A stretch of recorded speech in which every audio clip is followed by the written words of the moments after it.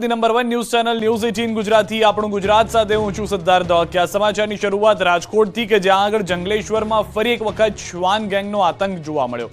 વધુ એક બાળકને બચકા ભર્યા। જંગલેશ્વર વિસ્તાર જાણે કે જંગલી શ્વાનનો અડ્ડો બની ગયો હોય એમ વારંવાર લોકો પર હુમલા કરી રહ્યા છે। રખડતા અને ખૂંખાર શ્વાનનો આતંક વધી રહ્યો છે। આ વખતે એક બાળક 7 થી 8 શ્વાનના હુમલાનો ભોગ બન્યો। જંગલેશ્વર અને નીલકંઠ પાર્કમાં શ્વાન એટલી હદે હિંસક બન્યા કે બાળકના શરીર પર ગંભીર ઈજા પહોંચાડી। બાળકના શરીર પર શ્વાને બચકા ભરતા આ વિસ્તારના લોકોમાં ફફડાટ ફેલાયો।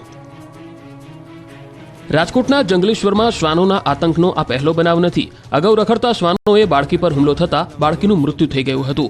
5 થી 7 શ્વાનોએ એકત્ર થઈને હુમલો કરતા બાળકીનું મોત નીપજ્યું હતું।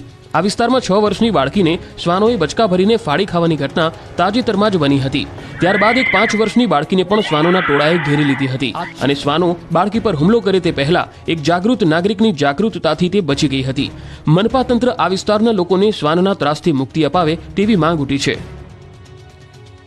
મકાન માલિકને હથોડો મારીને ચોર ભાગી ગયા। આ ચોંકાવનારી ઘટના દાહોદમાં બની। ઠંડીની સિઝનમાં તસ્કરોએ તરખાટ મચાવ્યો છે। દાહોદની મેઘદૂત સોસાયટીમાં તસ્કર ટોળકી ત્રાટકી, જે એટલી શાतिर નીકળી કે કોઈ પકડી ન શકે। ચોર ટોળકી એક મકાનમાં પ્રવેશી અને બારીની ગ્રીલ કાપી નાખી, બાદમાં અંદર પ્રવેશ કર્યો। જો કે મકાન માલિક જાગી ગયો। તેણે તસ્કરોને ભગાડવાનો પ્રયાસ કર્યો, પરંતુ ચોર ટોળકીએ મકાન માલિક પર હથોડાથી હુમલો કરી દીધો। માથામાં હથોડા ફટકાર્યા। મકાન માલિકે બૂમાબૂમ કરી મૂકી। જો કે શાतिर ચોર આસપાસના ઘરના દરવાજાને પહેલેથી જ બહારથી બંધ કરી દીધા હતા। આથી બૂમો સાંભળવા છતાં કોઈ બહાર આવી ન શકે। બાદમાં ઘરમાં રહેલી રોકડ રકમ, સોનાની ચેન, લેપટોપ અને મોબાઈલની ઉઠાંતરી કરી ચોર ભાગી છૂટ્યા। સમગ્ર ઘટના સીસીટીવીમાં કેદ થઈ છે। શિયાળાની ઠંડી જામતા જ તસ્કરો બેફામ બન્યા। મહેસાણાના ઊંઝામાં એક જ રાતમાં 5 દુકાનોના તાળા તૂટ્યા। તસ્કરો એટલી હદે બેફામ છે કે એક જ રાતમાં એક સાથે 5 દુકાનોના તાળા તોડ્યા। ઘટના મહેસાણાના ઊંઝાની છે। અહીં તસ્કરો રાતના સમયે ત્રાટક્યા અને અલગ અલગ દુકાનોમાં હથફેરો કર્યો। રાત્રિ દરમિયાન ઊંઝા શહેરના પ્રતાપ ચેમ્બરમાં તસ્કરો ત્રાટક્યા હતા। ચેમ્બરની દુકાનોના તસ્કરોએ શટર તોડી દુકાનમાં પ્રવેશ કર્યો। આટલું જ નહીં, અન્ય 5 દુકાનોના શટર પણ તસ્કરોએ તોડ્યા। તસ્કરો ત્રાટક્યાની ઘટના સીસીટીવીમાં કેદ થઈ। તસ્કરોએ દુકાન બહાર રસ્તા પર બેંકની પાસબુક, ચેકબુક પણ ફેંકી દીધી। ચોરીની આ ઘટના મામલે ઊંઝા પોલીસ ઘટના સ્થળે પહોંચી આગળની કાર્યવાહી હાથ ધરી ચૂકી છે। આ તરફ ગીર સોમનાથના વેરાવળમાં ચંદન ચોર પકડાયો। મેઘપુર ગામમાં ગેરકાયદે કટિંગ કરાયેલ ચંદનના લાકડા સાથે વ્યક્તિની ધરપકડ કરાઈ।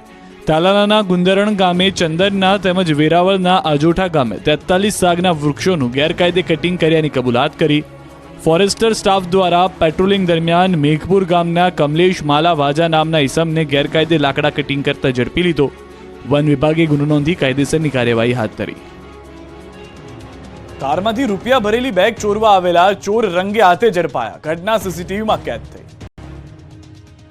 વલસાડના સ્ટેશન રોડ પર દુકાનની બહાર પાર્ક કરેલી કારમાંથી રૂપિયા ભરેલી બેગની ચોરી કરવા આવેલા તસ્કરો રંગે હાથે ઝડપાઈ ગયા।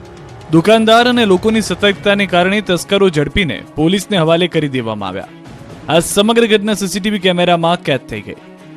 બનાવની વિગત મુજબ વલસાડ શહેરના સ્ટેશન રોડ ઉપર આવેલા ડી&, શોપિંગ સેન્ટર બહાર એક કાર ચાલકે પોતાની કાર પાર્ક કરીને નજીકમાં કામ અર્થે ગયો હતો। કારમાં પડેલી રૂપિયા ભરેલી બેગ ઉપર અજાણ્યા તસ્કરોની નજર પડતા કારમાંથી બેગની ચોરી કરવા પ્રયાસ કર્યો। જોકે કાર પાર્ક કરેલી હતી અને તેની સામે આવેલી એક દુકાનના દુકાનદારે તસ્કરોની ગતિવિધિઓ પર શંકા જતા તેમના પર નજર રાખી। એક તસ્કરે કારનો દરવાજો ખોલી સીટ પર પડેલી બેગ લઈ અને ફરાર થવાનો પ્રયાસ કરી રહ્યો હતો। આ સમયે દુકાનદારે ચોર ચોરની બૂમો પાડતા તસ્કરો બેગ કારમાં જ મૂકીને નાસવાનો પ્રયાસ કર્યો। દુકાનદારે ખુદની દુકાન ખુલ્લી મૂકીને ભાગી રહેલા તસ્કરોને પકડવા માટે 500 મીટર સુધી પીછો કર્યો। 3 માંથી 2 તસ્કરોને ઝડપીને પોલીસ હવાલે કર્યા। બનાસકાંઠામાં પ્રાથમિક શાળામાં મધ્યાહન ભોજનમાં માટી, બાળકોના આરોગ્ય સાથે ચેડાના દ્રશ્યોથી ખળભળાટ। ધાનેરામાં બાળકોના મધ્યાહન ભોજનમાં કાંકરીઓ અને માટી નીકળતા હોબાળો મચી ગયો। ધાનેરામાં મામાજી ગોળિયા પ્રાથમિક શાળામાં બાળકોને મળતા મધ્યાહન ભોજનમાં માટી આવતા વાલીઓમાં રોષ જોવા મળ્યો। બાળકોને અપાતા ભોજનમાં વારંવાર કાંકરીઓ આવતી હોવાથી વાલીઓની ફરિયાદ છે। આ ઘટના બાદ વાલીઓએ શાળામાં જઈને મધ્યાહન ભોજન કેન્દ્રમાં પડેલા ઘઉંના જથ્થાની તપાસ કરી હતી, જેમાં ખાઈ ન શકાય તેવી કાળી માટીની કાંકરીઓ અને અન્ય અખાદ્ય પદાર્થ મળી આવતા વાલીઓ રોષે ભરાયા। શાળામાંથી ઘઉં અને ચોખાનો જથ્થો પણ ખરાબ મળી આવ્યો। આ ઘટના બાદ બાળકોના આરોગ્ય સાથે ચેડા થયાના આક્ષેપો થયા। મધ્યાહન ભોજનમાં ખરાબ જથ્થાને લઈને વાલીઓએ મામલતદારને લેખિતમાં જાણ કરી યોગ્ય પગલાં ભરવા રજૂઆત કરી. સમગ્ર મામલે બાળકોના આરોગ્ય સાથે ચેડા કરાઈ રહ્યાના આક્ષેપ સાથે કાર્યવાહી કરવા વાલીઓએ માંગણી કરી હતી. સુરતીઓને મળી સૌથી મોટી ભેટ. પ્રધાનમંત્રી નરેન્દ્ર મોદીએ વિશ્વના સૌથી મોટા ડાયમંડ બુર્સનું ઉદ્ઘાટન કર્યું. પ્રધાનમંત્રી નરેન્દ્ર મોદીએ ડાયમંડ બુર્સ અને એરપોર્ટના નવા ટર્મિનલનું લોકાર્પણ કરીને સુરતી લાલાઓને મોટી ભેટ આપી.